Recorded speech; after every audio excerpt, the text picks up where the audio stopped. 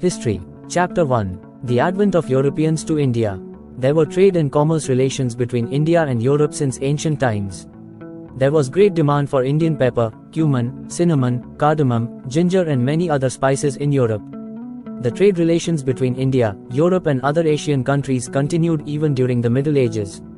The Arab merchants carried Asian merchandise to Constantinople of Eastern Roman, Byzantium Empire. The Italian merchants would buy these goods and then sell them in European countries. Constantinople was thus the center of international trade and was considered as the gateway of European trade. While Arab merchants had gained monopoly over the trade in Asian countries, Italian traders had gained monopoly over trade in Europe. The merchandise from Asia brought good profits to Italian merchants. The fall of Constantinople, the trade and commerce between Asia and Europe was carried on place through the city of Constantinople. In 1453, the Ottoman Turks captured the city of Constantinople. As a result, all the trade routes connecting the city of Constantinople came under the control of Turks. The Turks started levying too many taxes on the goods passing through these routes. As a result, trade became unprofitable. Meanwhile, Spain, Portugal and other European rulers were attempting to break the monopoly of Italian traders. They started encouraging adventurous sailors to find a new sea route to India. The invention of compass, astrolabe, and gunpowder provided further impetus to this venture. A new sea route to India, Vasco da Gama, a Portuguese sailor left Lisbon and reached Cape Verde near Calicut on the west coast of India in 1498. Thus he was successful in discovering a new sea route to India. This route continued to be the route of trade between India and Europe for many. The Portuguese were thus the first to re-establish trade between India and Europe. Know this. In 1869, a huge canal called Suez Canal was built by digging the land for the easy movement of ships in Egypt to connect the Red Sea and the Mediterranean Sea. Until the building of Suez Canal, the sea route discovered by Vasco da Gama was the route used for trade between India and Europe. The ships had to round the Cape of Good Hope, the southernmost tip of Africa. European trade companies, with the success of the Portuguese, the Dutch, French and the English of Europe arrived in India for trade. This development not only changed the history of colonized India, but also changed the history of European countries. The Portuguese were the first to arrive in India for trade and were also the last to leave India by the sea route. After Vasco da Gama, Francisco de Almeida arrived in India as the viceroy of the Portuguese. He implemented blue water policy in order to establish the supremacy over the sea instead of supremacy over land. Alfonso de Albuquerque, who came after Almeida, is considered as the real founder of Portuguese power in India. He waged a battle against the Sultan of Bijapur in 1510 and won Goa. Goa became the administrative center of the Portuguese administration in India. The Portuguese had absolute monopoly over trade with India for a century, but their power declined with the arrival of English and French in India. The Dutch belongs to Holland or Netherlands. In order to trade in the eastern nations, they established Dutch East Indian Company in 1602 and entered India, Java, Sumatra and Indonesia. In India, they established factories at Surat, Broch, Cambay, Kochi, Nagapatnam, Machilipatnam and Chinsor. Marthanda Varma, in the politics of Kerala, the one who lived in the most important phase and rescued an important principality from the foreigners was Raja Marthanda Varma of Winad. He ruled from 1729 to 1758 and saved from the surrounding rulers as well as foreigners. He made this as a great kingdom among all. He stood against the foreigners who were greedy of pepper and brought many reforms in administration. He shifted his capital from Padmanabhapura to Tiruvananthapuram and made his kingdom as world Travancore province. By this time, the Dutch who were trying to monopolize was defeated by Marthanda Varma. He controlled the surrounding areas and made them to oppose the Dutch. The Dutch, with help of the provinces like Kayamkulam, Kochi, Purakkad and Vadakunkur, attacked on Travancore. Raja Marthanda defeated them and captured Nedumangada and Kottarakara trading centers. In 1741 the Dutch declared war on Travancore with Kottarakara province in the forefront. But Marthanda Varma's army strongly sent it back. The Dutch suffered huge losses. Kochi was recognized as a center of spice trade during the period of Marthanda Varma. Travancore became the richest province. Finally, on the 15th of August 1753 a treaty was signed and the Dutch forces surrendered its power to the Travancore province. This is how the period of Marthanda Varma has been recognized as an important phase in the history of India. The rise of the English in India and the acquisition of the islands of Southeast Asia by the Dutch were the factors for the decline of the Dutch power in India. Know this. The warehouse were places for storing merchandise. Huge walls were built around these warehouses to provide protection. Warehouses were also called factories. The English, on the 31st of December 1600, Queen Elizabeth issued a royal charter authorizing the East India Company to trade with Eastern countries for 15 years. The company started the trade formally in 1613. The Mughal Emperor Jahangir issued a royal permission to English to establish their first warehouse or factory at Surat. In 1617, Sir Thomas Roe arrived at the court of Jahangir as the royal ambassador from the court of James I. He sought permission from Jahangir to establish factories in other places of Mughal Empire. The English established factories at Agra, Ahmedabad and Broch.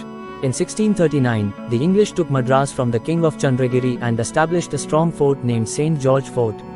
Later, Charles II, the Prince of England, gave Bombay on an annual rent of £10 to East India Company in 1668. In 1690, the English purchased 3 villages namely Sutanuti, Calcutta and Govindapura from the governor of Bengal on the banks of Hooghly River and built Fort William. The city of Calcutta grew around this fort. By the end of 17th century, the English had established Bombay, Madras and Calcutta as the centers of their presidencies. By the later part of 18th century, the English made Calcutta their capital city. They implemented their own civil and criminal procedure codes in the areas that were under their control. The French East India Company started as a government-owned company in 1664.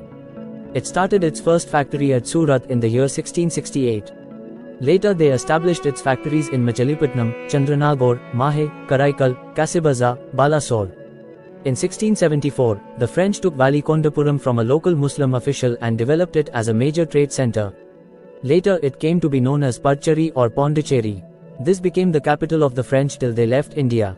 Dupleix, who arrived 1746 in Pondicherry as the Governor-General of the French, had the high ambitions of establishing the French as a major power in South India. This ambition led to the Carnatic Wars with the English. The competition between the English and the French. The Portuguese and the Dutch had withdrawn from India, unable to withstand the competition from French and English by the middle of 18th century. Finally, the French and the English resorted to show of strength in order to establish their political supremacy over India. Meanwhile, political instability arose in the regions of Hyderabad and Karnataka, eastern part of Tamil Nadu, and both the English and French tried to exploit the situation in their favor. This led to 3 Carnatic Wars. Know this. Hyderabad Kingdom was established in 1724 by Asaf Jah. His feudatory Dost Ali, who was ruling Karnataka region, was not loyal to him. The Marathas killed Dost Ali in 1740 and looted Karnataka and imprisoned his son-in-law Chand Sahib in Satara. Asaf Jah named Anwaruddin as the Nawab of Karnataka. The First Carnatic War, 1746–48, on the request of Dupleix, La Bourdonnais, a French military leader from Mauritius, invaded Madras and captured it from the English. This forced the helpless British to request the help of Anwaruddin, the Nawab of Carnatic. The army sent by Anwaruddin failed to defeat the French at Madras. Finally, La Bourdonnais took money from the English and returned Madras and went back to Mauritius. This enraged Dupleix and he attempted to take Madras but failed. Finally, the war ended with a treaty in Europe between France and England called Treaty of Aix-la-Chapelle. Know this. The Nizam of Hyderabad, Asaf Jah, died in 1748. A tussle started between his son Nasir Jung and his daughter's son Muzaffar Jung for the throne. On the other hand, a fight had broken out between Chand Sahib, who was released from the Maratha prison, and Anwaruddin in Karnataka. The French extended their support to Muzaffar Jung in Hyderabad and Chand Sahib in Karnataka. The English extended their support to Nasir Jung and Anwaruddin. In 1749, the combined forces of French, Chand Sahib and Muzaffar Jung defeated Anwaruddin and killed him in the Battle of Ambud. As a result, Chand Sahib became the ruler of Karnataka. Muhammad Ali, son of Anwaruddin, stayed at Tiruchinapalli with the help of the English. In Hyderabad, Muzaffar Jung became the Nizam by killing Nasir Jung with the help of French and Chand Sahib. He was killed after a few days.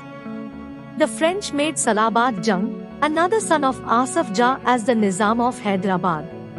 The Second Carnatic War, 1749 to 1754, in the changed circumstances, French made Salabat Jung, another son of Asaf Jha, as the Nizam of Hyderabad. An officer named Basi was appointed in Hyderabad for his protection by the French.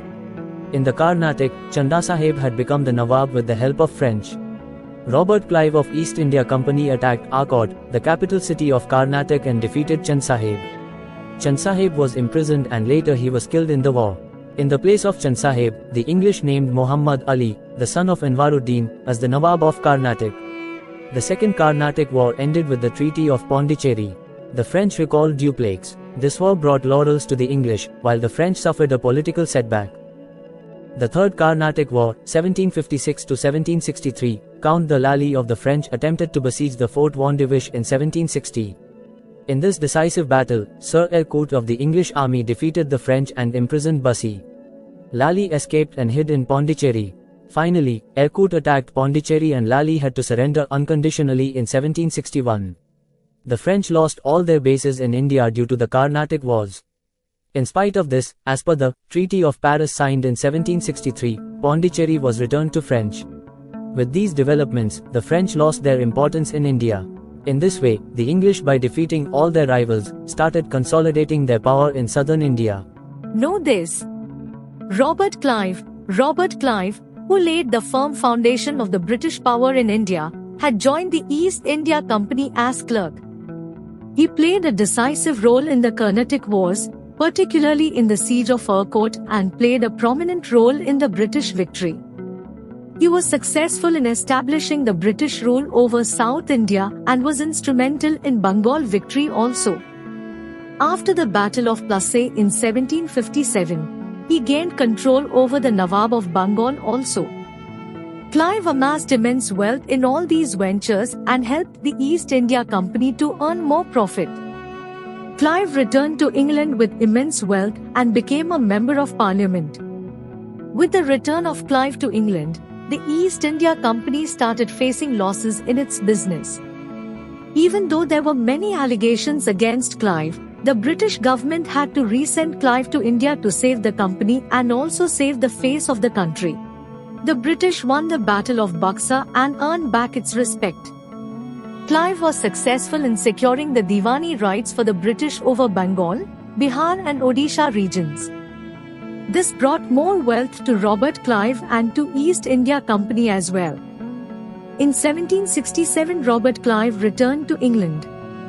Dupleix was named the Governor-General of French regions in India in 1742. He dreamt of achieving French hegemony over India and entered into treaties with the local kings. Hyder Ali was also trained in the army of locals raised by Dupleix. The British considered Dupleix as a formidable challenge to them. Hence, we notice clashes between the French and the British to gain supremacy over the Carnatic and Deccan Plateau. Dupleix played an important role in the First Carnatic War in 1746. The rivalry between the French and the British continued till 1754. Later, the French government recalled Dupleix as it wanted peace. The British rule in India. After gaining political control over South India, the British tried to gain control over the rich Bengal province in the later part of 18th century. The Bengal province had achieved tremendous growth in the areas of agriculture, commerce and industry. The East India Company was making considerable profits from this province. The Dastaks, license, issued by the Mughal ruler Farooq Shah were the main reasons for this. But, these Dastaks that were limited to the company transactions were misused by the individual officers of the company too. This resulted in huge loss to the Bengal government. Hence, all Nawabs from Murshid Ali Khan to Ali Wajji Khan opposed such misuse. This led to confrontation between the Nawabs and the company. This resulted in two crucial wars which charted a decisive course to Indian history. Plassey and Buxar were those two wars. Know this. Dastak, a license that could ensure anyone to import and export without paying any tax and transport goods anywhere. Battle of Plassey, 1757, Ali Wardi Khan, the Nawab of Bengal, died in 1756. His grandson Siraj-ud-Daulah came to the throne. The Battle of Plassey took place between the young Nawab Siraj-ud-Daulah and the British in 1757. Reasons: 1. Misuse of dastaks. Siraj-ud-Daulah was furious that the dastaks were misused by the officials of the company, causing losses to the government treasury. 2. Mending of the fort without permission. The British repaired the fort of Calcutta and placed cannons in them.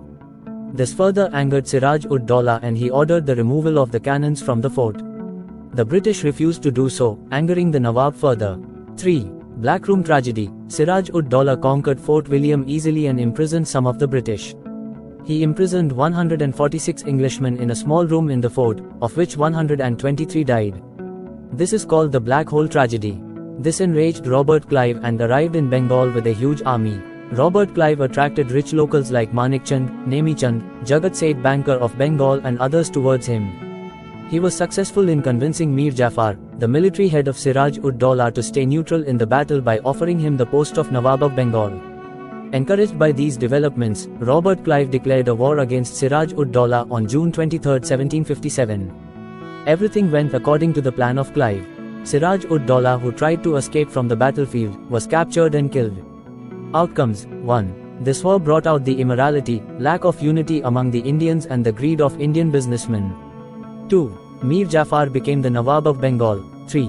The company gained exclusive rights to trade in Bengal. 4. Mir Jafar had to pay rupees 17 crores and 70 lakhs as war indemnity to the British company for the attack on the Fort William by Siraj-ud-Daulah. In a nutshell, Mir Jafar became a victim of the company and its employees. Aventho the treasury went bankrupt due to this greedy nature. The greediness of the company and its officials was never satisfied. The British projected Mir Jafar as an inefficient Nawab and brought his son-in-law Mir Qasim as the new Nawab. Battle of Buxar, 1764. Mir Qasim was an efficient administrator. In the beginning he remained loyal to the company. He paid £2 lakh to the company and gave away a few places to it. Shortly afterwards, he declared himself an independent king. After verifying the misuse of dastaks, he declared all business was duty-free in Bengal. Indians competed against the British in all spheres of business. As a result, the British trade suffered considerably. This was enough for the British to oppose the Nawab. They brought in Mir Jafar again and dethroned Mir Qasim. As Mir Qasim knew the cunningness of the British, he went for an organized war against them. He was supported by Indian merchants and artisans. Mir Qasim entered into agreements with the Mughal ruler Shah Alam II and Nawab of Awadh Siraj-ud-Daulah. The combined forces of Mir Qasim faced the British army led by Hector Munro at Buxar in 1764. Mir Qasim was defeated and ran away from the battlefield. Shah Alam II surrendered. The efforts of the combined forces to stop the British failed miserably. Outcomes. 1. Shah Alam II accorded the Diwani rights over Bengal to the British. 2. Shah Alam II gave away all the rights over Bengal to the British for an annual fee of rupees 26 lakhs. 3. Siraj-ud-Daulah, the Nawab of Awadh, had to pay war indemnity of rupees 50 lakhs for waging a war against the company. 4. With the death of Mir Jafar, the company paid pension to his son and took over the entire administration of Bengal.